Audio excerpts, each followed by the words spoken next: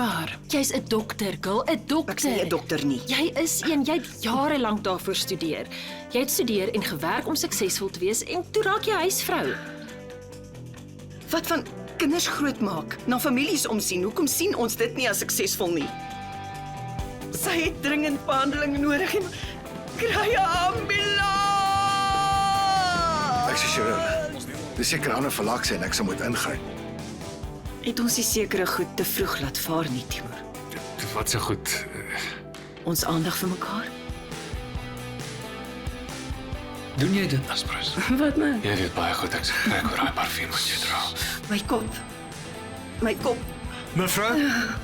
As jy die dood in die oë staar, is dit asof jou hele lewe soos 'n rolprent voor jou flits. Ek sal eerder begin lewe as wat ek terugkeer na my normale lewe toe.